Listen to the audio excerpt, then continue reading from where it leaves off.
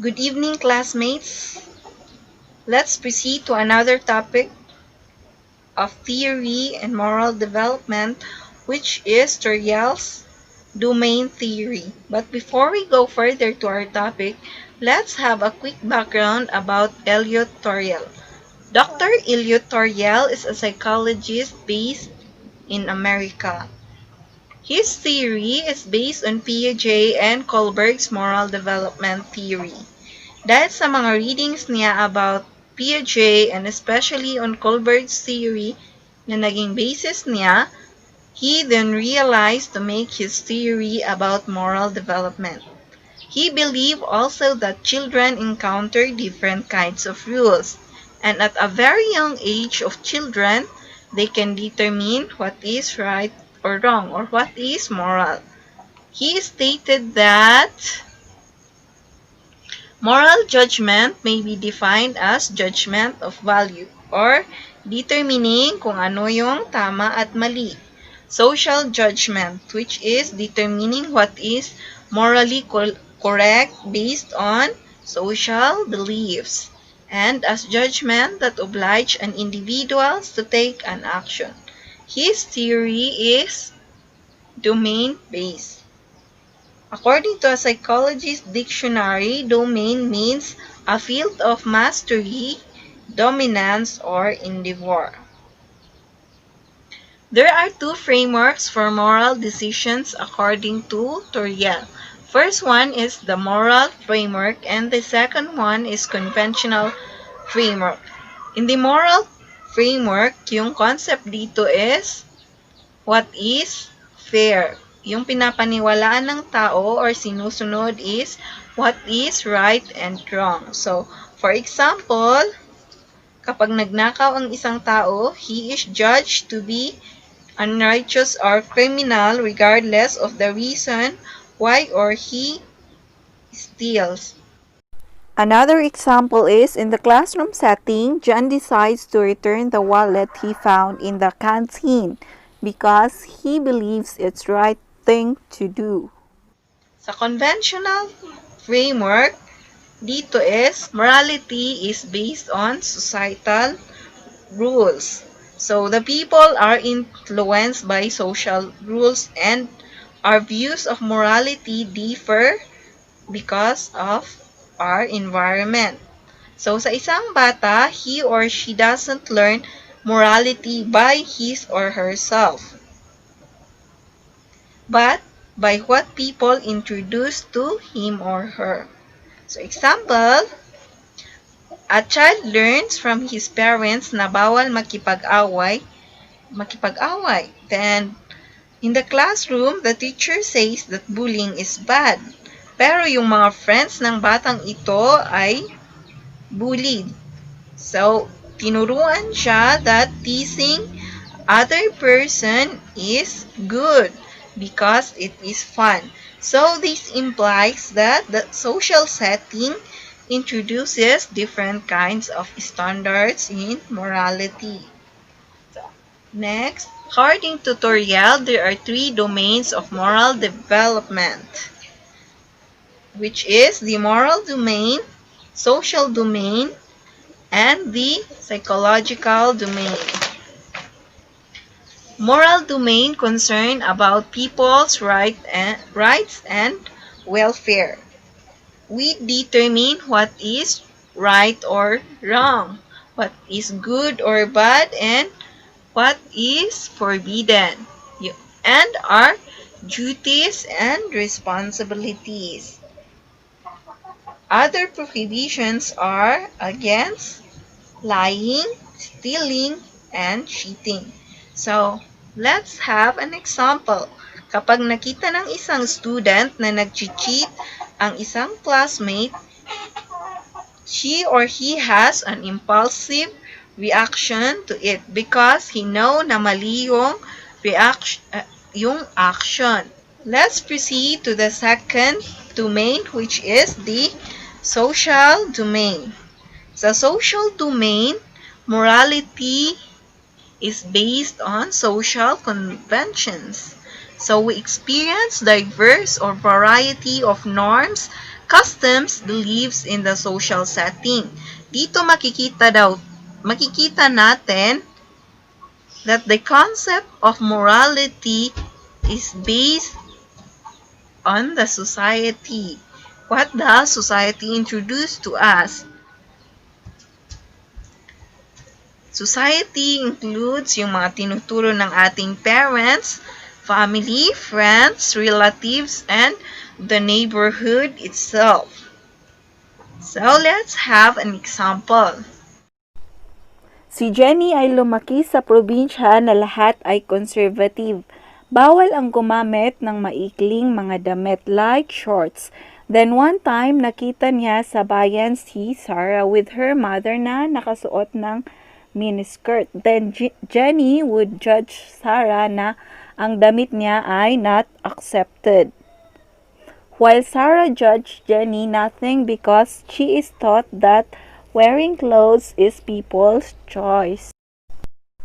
Second example is there are two children in the classroom with two different perspectives.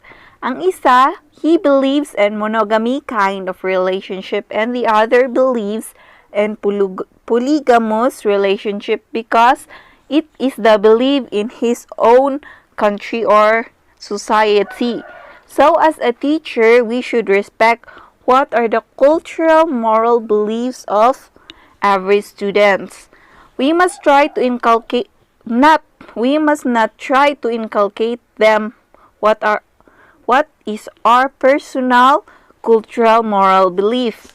Kung maaari, yung mga universal morality rules ang ituturo natin like not stealing, sharing, and many more.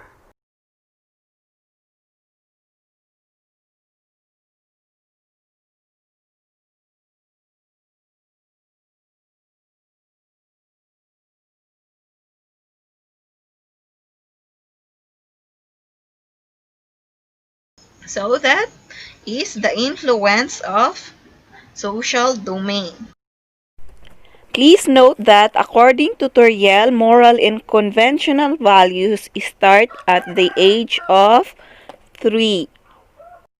The third domain of moral development is the psychological domain, master of personal choice, or in short, personal domain. In here, a person has the choice to adopt or not the law, rules, or culture that the social setting offered to him or her. For example, may isang tao na tumira sa Pilipinas, then nag-migrate sa Amerika. Sa pagtira niya dito sa Pinas, he believed that abortion is absolutely wrong. It is morally incorrect.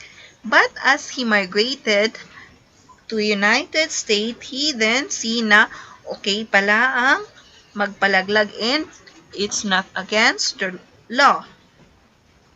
Then sa domain na ito, the person has the choice to adopt what he or she believes that is right, that do not violate others. So in our cycle of life, marami tayong nakikitang tama at mali from our family itself, barkadas, other persons, and also strong influence of social media. And it is within us to choose what to adopt. As a teacher, we should see, notice, and understand these three moral domains of development by DRUCEL. Children grows as they learn what is right and wrong, but is influenced by beliefs and culture of the society. And also you as a teacher, you can influence the student or child. So we should teach and show the morality na what is appropriate.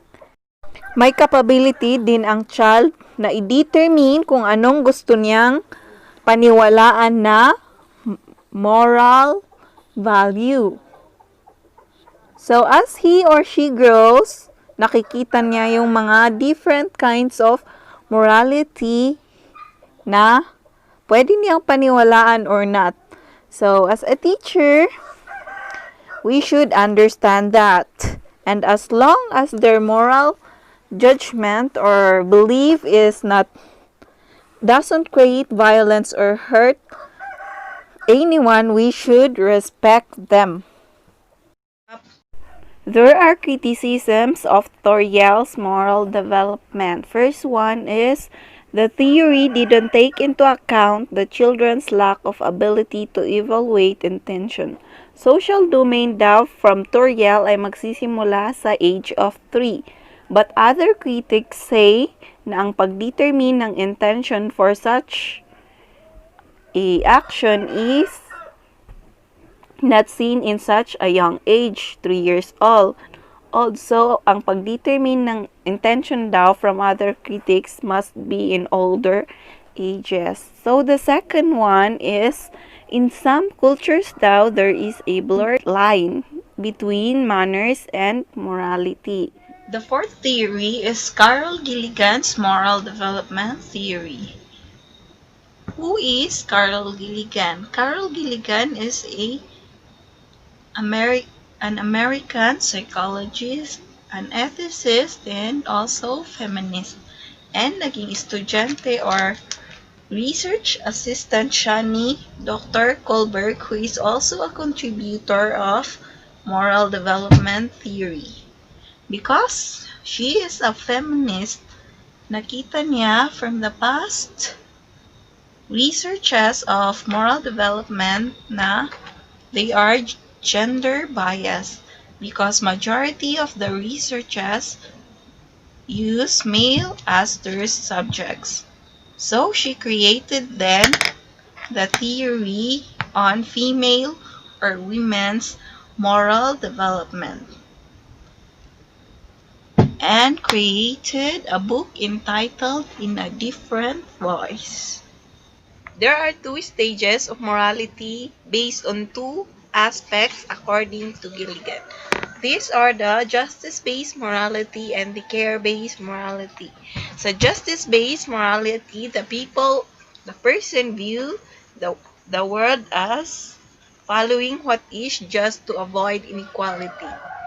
So, example natin, kapag may isang tanong na, should we sacrifice an innocent person for the greater good? In this principle, the person says, yes, because it's the best action to be done. Or no, because it's never been acceptable. Ang justice-based morality daw is more common to boys or men because they are more on interpersonal relationship. Their responsibility is for the well-being of others. And they are traditionally more connected to their father who is more on justice-based morality than their mother. So, the second stage of morality based on aspects is the care-based morality. Sa care-based morality, it is based on interconnectedness and universality. It is also acting justly and avoiding violence, but also in the addition of helping those in need. So, let's go back to the example kanina na isasakripisyo mo ba ang isang tao for the greater good? Dito, if the person has the care-based morality, she will say absolutely no because of the feeling of pityness. And also, kapag may relationship siya in the person, mas malakas yung feeling to not to sacrifice the person. This care-based morality daw is more on the attributes of women. Some factors is mas malakas yung relationship niya sa kaniyang mother. And females are traditionally taught differently. Let's have a video example about the difference between justice-based and care-based morality. A community of moles gives shelter to a homeless porcupine. The moles, however, are constantly stabbed by the porcupine's quills. What should they do? This scenario was used to aid in the development of a theory that argued women and men may have differing paths to moral development. Returning to our mole-porcupine scenario, researchers found individuals approach the problem with two perspectives: justice-based morality or care-based morality. Gender differences were also evident. Individuals with a justice-based perspective tend to see any dilemma as a conflict between different claims. The moles want one thing, the porcupine wants something incompatible. They can't both have a valid claim on the burrow, so only one of them can be right. A solution to the dilemma is not a resolution of the conflict, it's a verdict, in which one side gets everything and the other side gets nothing. The care-based perspective approaches the problem differently. Rather than seeing all the parties as separate individuals with their own valid or invalid claims, it sees them as already in a difficult situation together. If there is a conflict between them, that is part of the problem. The point is not to decide the conflict one way or another, but to find a way to get around it or remove it. This perspective starts from the particular case and the actual people within it, and hopes to find a solution that will not damage anyone. It will be ready to embrace compromise and creative solutions. So, as men and women differ from their moral voices, these are the characteristics of men and women that differ from each other. Number one is men follow what is just, but women follow what is just and considering caring for others. Men also follow what are the rights, but women are more on responsibility. Men also are treating everyone fairly and the same. Ganun daw yung men. So, sa women, they care about others' suffering. Men also apply rules impartially to everyone. They apply impartially because they only follow what is just. In the contrary, women preserve emotional connectedness. Mas mahalaga yung connectedness. Kailangan for the women. And men also has the responsibility toward the abstract codes of conduct. But women has the responsibility towards real individuals. Dito, so they must produce pro-social behaviors like caring, helping, and being honest, ganun, yung mga positive behaviors. So, these are more characteristics of men and women which are different because of their moral voices. For men, they are autonomous. They concern about freedom, independence, separateness, hierarchy, rules, guidance, interactions, rules established in places in hierarchy. This is about nakikita nila yung absolute law. So, sa women, because they are in the care-based morality, they sees the world with relatedness, independence, emotional connectedness, responsiveness, web of relationship, empathy, guide, and interactions. Empathy and connectedness guide interactions. Rules are secondary to connections. Ganon daw yung women. There are authors who prove that men and women have different moral voices. First is Carla Herensky and collaborators. Sabi nila, when looking at pictures of immoral acts, women's judgment of severity correlate with higher levels of activation in the emotional centers of brain, suggesting na mas malakas yung concern nila sa victims, whereas men show higher activation in areas that might involve the second author is Rachel Crowson and Uri. Sabi nila, women are more likely to reciprocate kindness. And the third author is Karen Kaufman and Terry Givens. Nasabi din nila na women are less likely to be politically conserved. That is patterned to the 1950s. This implies that men are more associated with politics because they have the leadership ability and the way they view morality, which is the justice-based morality.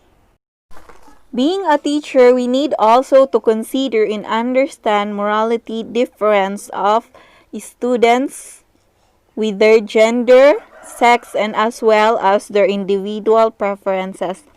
For example, you as a teacher may pinakita kang hypothetical example na may isang aso that is very furious. Lahat ng tao na di niya kilala, tinatahulan niya and hinahabol.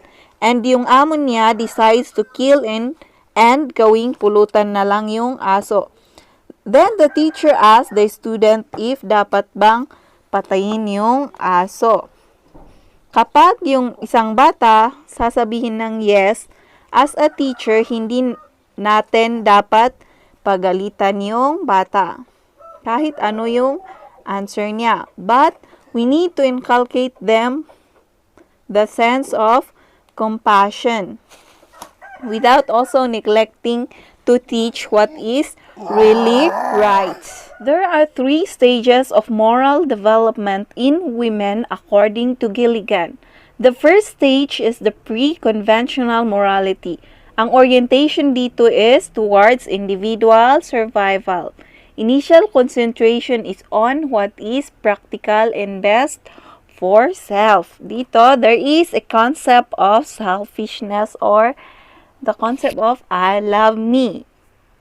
Example, a teenager choose legal abortion because hindi niya gustong mag-suffer on caring and providing the child. That's selfishness.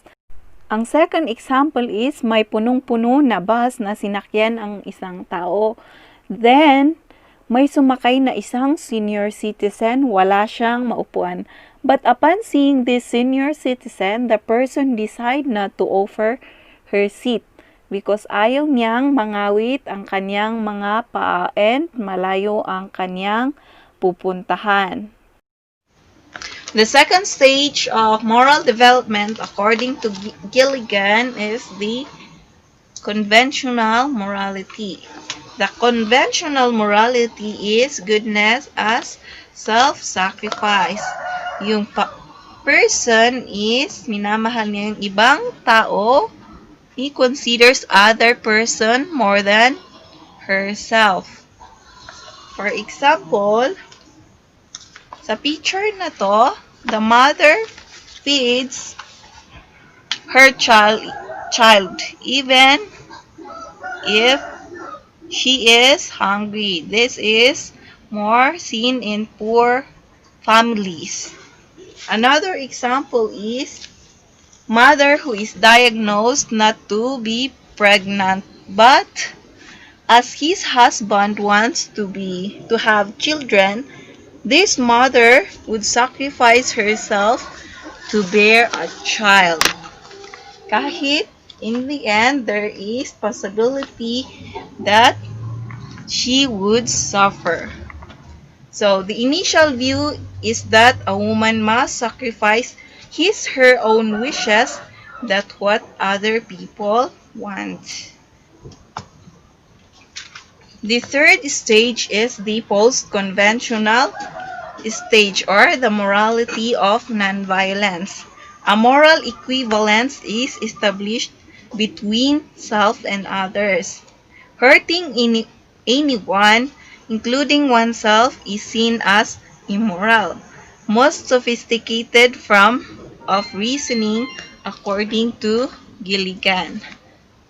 Dito, ang person, minamahal niya ang sarili niya at ang ibang tao. He considers herself and others so that there is fairness and justice. So, let's have a video example of these 3 stages of morality according to Gilligan's Sin and Women. Two friends, Amy and Ella, are playing at recess when a bully approaches Ella to start a fight. In the pre-conventional stage, Amy might run away, leaving Ella behind, because she is concerned with her safety and worries about getting in trouble for fighting at school. In the conventional stage, Amy might start fighting the bully herself to protect her friend, neglecting her own safety for her friend's safety. In the post-conventional stage, Amy might try to intervene and stop any fighting from occurring. Given that we aim to become a professional teacher, we must consider to be in care-based morality, even though lalaki ka, because we must teach with care, love, and compassion to every student. We made school rules with considerations, and kung may gumawa ng masama sa iyong students, sometimes we must not give absolute punishment, but give some reconsideration, advice, or encouragement because that is the rule of a teacher. Gilligan stages of care, meron daw mga transition na nangyayari from pre-conventional to conventional and conventional to conventional. So, as the women grows or lumalaki or natututo, nag-transition yung kanilang mga paniniwala about morality. So, let's go to the first transition, which is pre-conventional to conventional morality. The transition is from selfishness to selflessness. Magkakaroon ng responsibility to others. Kapag naman nasa conventional na ang isang tao and magta-transition na siya to post-conventional, the transition is from goodness to truth that she is a person too. Kaya, maniniwala na siya na there is a principle of non-violence and hindi kailangang masaktan ang ibang tao at ang sarili niya. So, pero dito, sinasabi that yung post-conventional morality is hindi na-attain nung ibang tao. Maybe never, sabi niya dito. So, they stick to conventional morality or pre-conventional stage of morality. There are critics on Carol Gilligan's different voice theory. The first critic is gender bias daw siya because she used only female. But Carol Gilligan stressed na her theory can be applied to male.